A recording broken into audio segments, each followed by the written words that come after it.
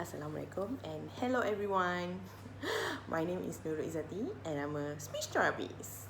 And today I would like to talk about me as a speech therapist. In the mention of why I want to talk about my profession as a speech therapist is because I think this video will be the first video that I will post in YouTube in order for me to share my thoughts, my knowledge, and also my ability in order to share and help those who need my service in order for them to have a better life and better interaction between parents, children, and also adults. So I'm a speech therapist, and what speech therapists do? Speech therapists do screenings, do assessment, therapy, counseling, and also parents training for kids or adults who are having speech, language, communication, and also swallowing problems. Currently I'm working in a hospital setting, so I'm seeing various kind of cases, including stroke patients, hearing impaired patients, speech and language delay, pediatrics, feeding problems among pediatrics, and also those who have speech intelligibility problem among cleft lips and other disorders. So from my experience as a speech therapist, I've been called as a teacher, as a doctor, and also as a physiotherapist. Physiotherapists and speech therapists kind of have quite the slight of similarities, but we also have lots of differences.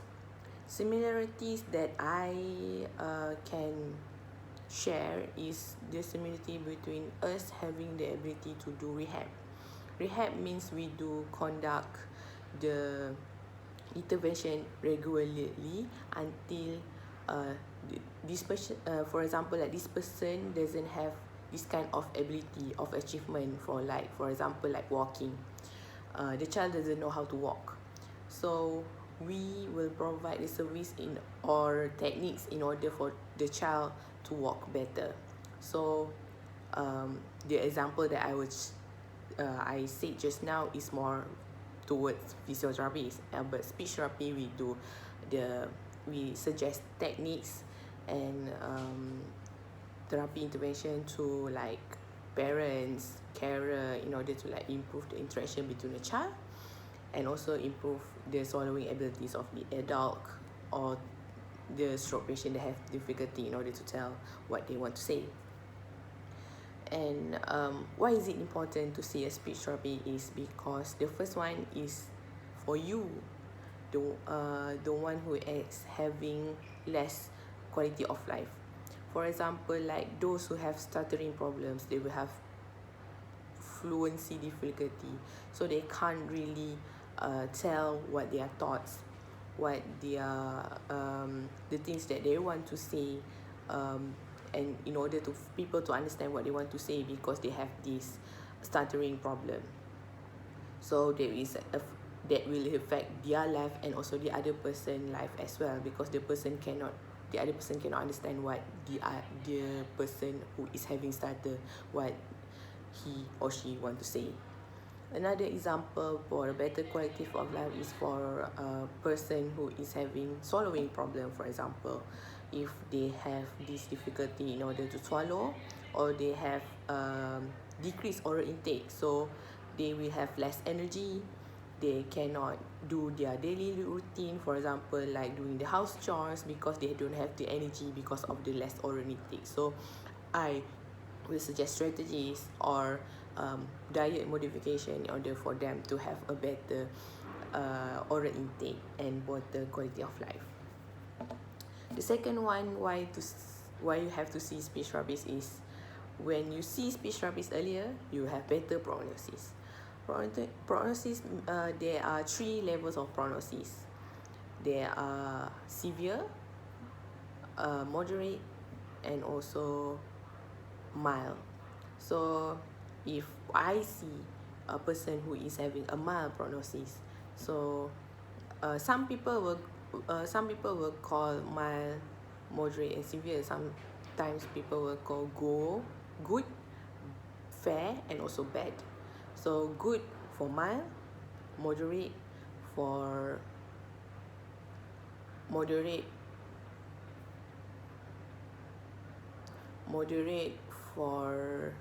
fair, and severe for bad. Okay, so when they have this good prognosis again, I can attend the patient. I can give the patient progress will be much faster compared to the one who is having a bad prognosis. For example, like a stroke patient who is having this difficulty in expressing what he want to say. At that time, he just had a stroke, so he still have, and he sees me at the beginning of he is having a stroke, so the tendency of him having a better ability to improve the communication is better compared to the stroke patient who is seeing me a bit later, for example, like 6 months later from the stroke onset. So I cannot really help the patient. I can still help, I can still give suggestion, but the progress won't be as fast as the one that he seeks the help earlier. Same goes to the child. If, like, for example, the child who is seeing me who is having difficulty in speaking at the age of 2 years old, the prognosis I can still say is good because I still have the patient's brain plasticity is still good, and when the brain plasticity is still good, the language intake, the language input and also output will be much easier, and they are having this easy they have this ability in order to they have this ability in order to receive the language and produce the language much easier, and they can learn the things better and faster compared to those who comes and seek my help at the age of 5 years and above. If the child is having language problem at the age of 5 years and above, and the current language skill is at the age of 1 years old, because usually when I assess the patient, I will see where I will compare the child's ability and the normal development of language. So if the gap between the child's language and also his current age is quite big, so the prognosis will be much poor, and I cannot really guarantee that the child's ability to communicate better will be much faster. It will be much slower and harder for the carer, the caregiver, in order to give the patient the adequate amount of stimulation at home, at school, and also his surrounding. So how you can find a speech therapist?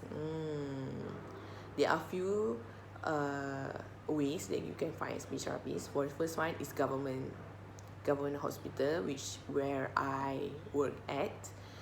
The second one is the private hospitals. You can also find speech therapists in the private hospitals.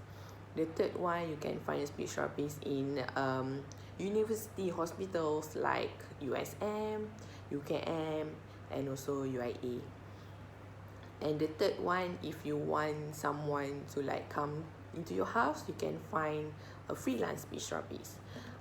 Usually there are a list of speech therapists that's been collected and already displayed in the community that is called MASH. MASH stands for Malaysian Association of Speech and Hearing.